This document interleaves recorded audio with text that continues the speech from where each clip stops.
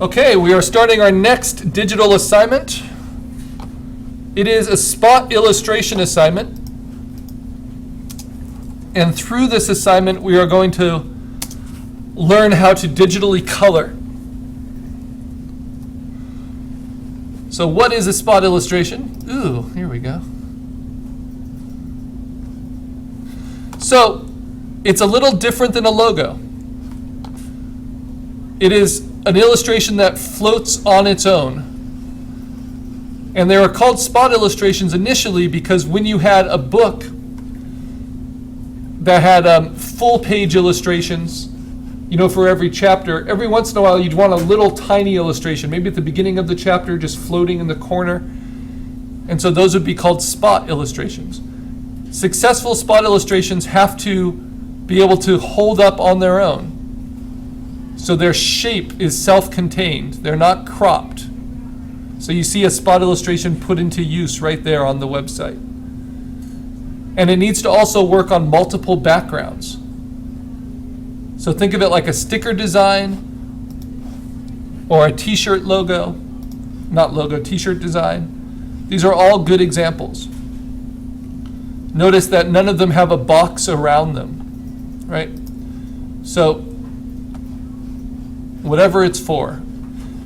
Now, most commonly they're used in editorial illustration, in printing. And notice even though these are kind of cut off, they're not cut off with right angles so that they look free floating, so you can have text wrap around them. And very often they follow a theme. So the theme we are working on is Campus Fiesta. But it should be your own interpretation of Fiesta.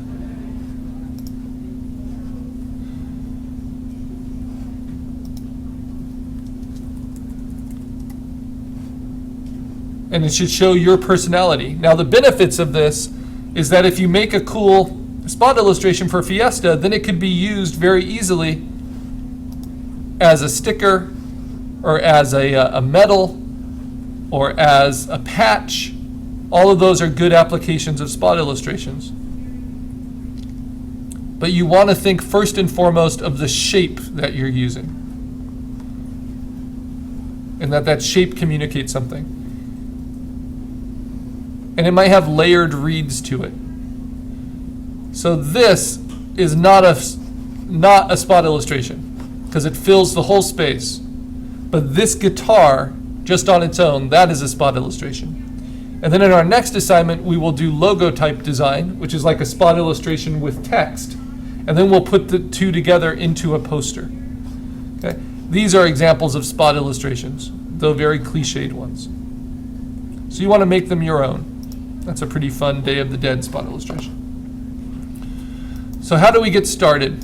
Well, this is what you want to keep in mind. If you go to the digital class page, you go to links, I have a handout for you, digital coloring and painting handout. And you want to keep in mind the process of digital coloring that we're using. This is the same process for editorial illustration, for any kind of two-dimensional illustration based on line work. So you can think comic books. It starts with a sketch. It then cleans up with either digital inking or real inking that is then digitized, and we're going to make it into a vector to make sure it's perfectly clean. And then we fill that in with flat color, the color that the thing actually is inherent. So yellow would be the flat color for a lemon. And then we'll have options of different coloring, though you could stop at flat coloring if your inking was really heavy and you didn't want to take away from it. But if we wanted to add more dimension, we would split that local color into two colors, a light version and a dark version by adding white and adding black. And we get what's called duotone color.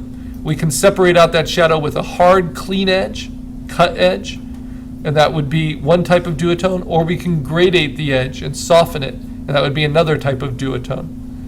And then if we want to, we can add in other colors like purple, green, orange, and get more full spectrum color behind our line work. But when we do that, it usually clashes with the line work, especially if you have heavy line work. And the line work itself often needs to be adjusted with what are called color holds. So we're going to talk about all of that. And then to make the spot illustration work well on various backgrounds, we might think about how to treat that outline so that it works on dark backgrounds as well as on light backgrounds. And then finally, we're going to learn about printing.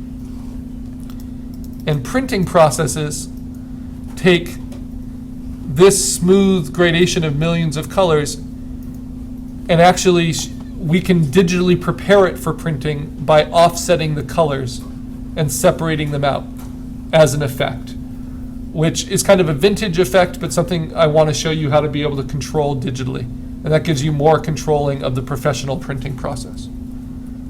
Though it's not how inkjet printers work, it's how all professional offset lithography printing works. So that's the challenge. How do we do this all in one assignment? Well, we start by sketching. So this is what I've done. I'm trying to stay pretty organized here. So in my documents, in my digital class files for assignment 7, which is this assignment, I started making some sketches. This was one sketch I thought might make a good little marker sketch for Halloween. It's a character I called the Glump. He's like the Blob mixed with raspberry jelly. And that could be a good spot illustration. It's kind of already like a sticker. And I looked up a lot of reference for it. There's the movie poster, The Blob, which has perfectly a spot illustration and then a big logo type that goes with it. It's a nice example of our project there for assignments 7 and assignment 8.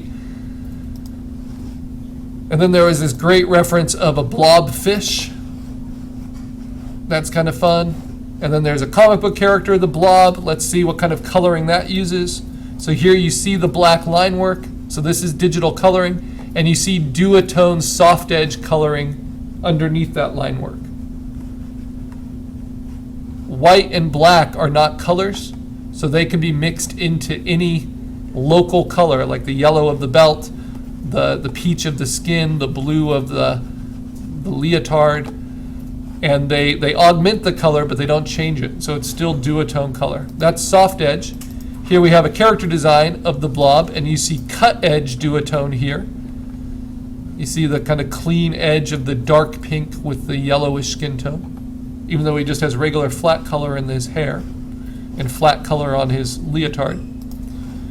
And then here we see full spectrum color, where you see orange and yellow and pink in the skin tones. And the line work has started to be turned to purple, and you get kind of color holds taking place, the purple line work there, just to make it feel a little bit more fully rounded. But you see the line work really starts to be diminished because of all the heavy coloring. So that's full spectrum color, all on this blob. And then how does it all come together in a poster or on a comic book page? Well, here you have duotone color behind. Kind of parts of it are soft edge, parts of it are hard edge, and you have text laid over the top, and then you have a background put in, and you get the finished print. And then there are lots of cool little spot illustrations that people had done that might inspire it. So both simple and complex. Here's one of my favorite character designers, Karl Kershel. And notice how this is just simple duotone color, but he does nice color holds where he replaces the black line with a duotone color as a color hold, so they feel more dimensional, even though they're very simple. Here is a nice example of a color hold where the black lines turn to pink lines. And they made a nice little GIF animation of it. So that's the way I was going to go. But the problem is I don't really need that. So I wanted to apply my demo for you. So I thought, well, I should make our Christmas card for this year. So I collect reference images throughout the year of things I'm interested in. You know, screen print cards, different art that I enjoy. And I think, okay, what am I going to do for my holiday card this year? And then I went to the Bass, like, Outdoor World store. Bass Pro Shops. And during the holidays, they have antler Christmas trees, right? And I thought, well, wouldn't it be cool to make a Christmas tree not out of antlers, but out of the space between the antlers? So I started sketching, and I made this kind of abstracted Christmas tree shape out of these, and the negative space of these antlers, and I did the heads. And then when I put the heads in there, I realized, oh, it's kind of making one big head. And then I thought, well, I could use acorns there.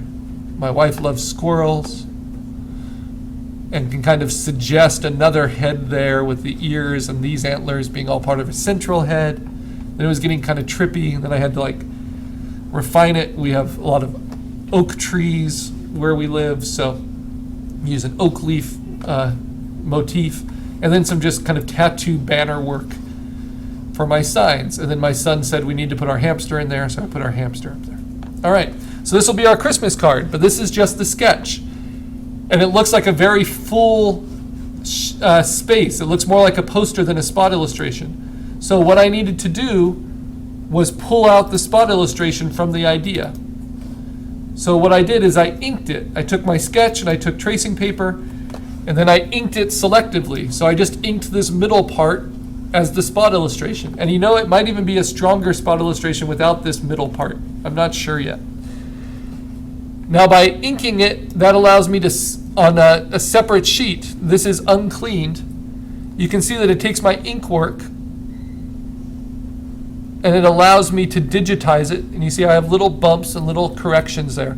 So I have to clean this up. So how do I clean it up? Well, I can do that easily in Photoshop, right?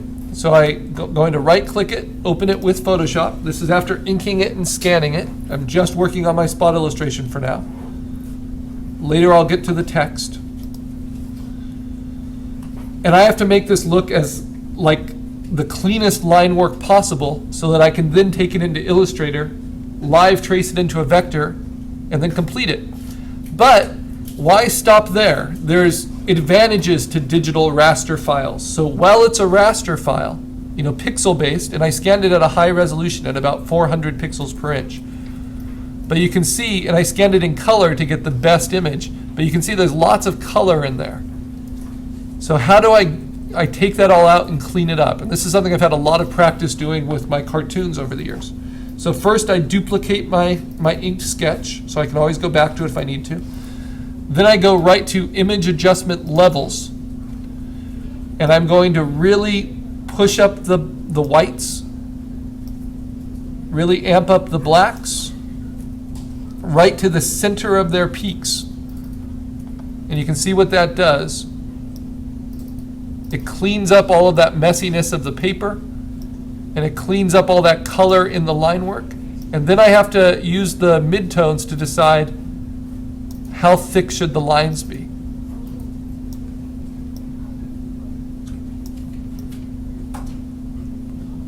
I'm not worried about getting rid of all the color yet. I'm worried about getting all of the details as much as possible. Now the problem with raster first is you'll get little artifacts. You know, little things like that that need to be cleaned up. And sometimes your inking lines will become too thick, and you'll lose details that you had before.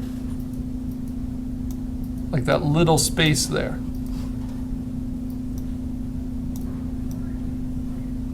So I want to get it to where I see most of that space, and yet I am cleaning it up and not losing anything. Okay, so that's pretty good. So now I say, okay, that's just with levels. And let's look at the difference. That's cleaned up. That's how I brought it in. Right? So big difference there. Okay, now I'm going to take advantage of the raster image, and I'm going to find, because I'm doing kind of a symmetrical design, I'm going to find that midpoint. And because I was just drawing this by hand, I might be able to tighten it up a little bit.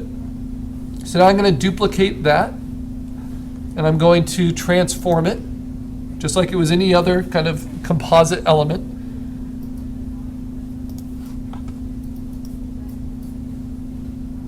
And I'm going to use skew kind of line up the center a little bit better.